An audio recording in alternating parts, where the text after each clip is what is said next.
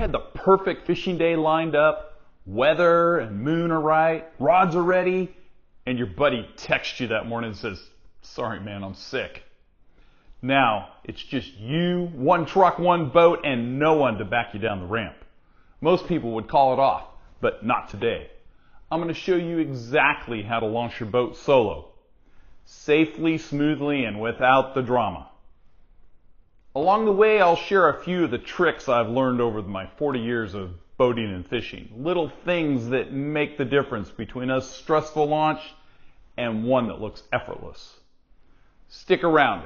By the end, you'll have the confidence to handle any boat ramp, all by yourself. So this morning, I'm going to demonstrate how I launch my boat by myself.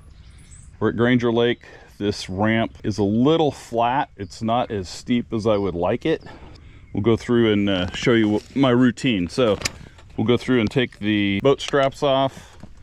We'll turn the battery on here.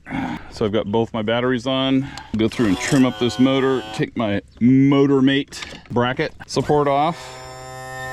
Trim it back down so it's ready to go.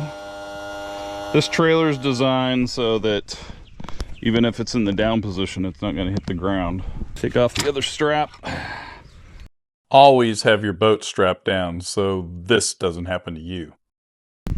Back end is unstrapped. Put those in the truck. All right, next thing we're gonna get is my launch rope. Close up the tailgate. So I always unplug my lights from my trailer. And this is probably from doing boats for 30 plus years.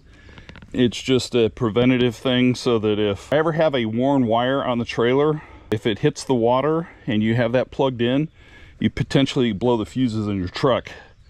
And then you're without lights, and then you got to go troubleshoot that. So I just always unplug them. I know the LED lights are not going to blow these days, but an exposed wire could definitely blow your fuses. So what we're going to do is hook that line up to the truck there on that cleat. And then I'm going to put this rope in the back of the truck and lay it out so that it's on top of each other. So lay it on top of itself so that when the boat goes out, it just pulls it out. Get all your knots out. And then I take this and I put it on my front cleat of my boat. We'll feed it through that cleat, come around the front, and go back out the front there. All right, the next step is to unhook the boat from the trailer. Unhook the safety chain. Always have a safety chain in case that strut breaks when you're going down the road. It's always there so your boat doesn't go flying off the trailer if you hit a big bump.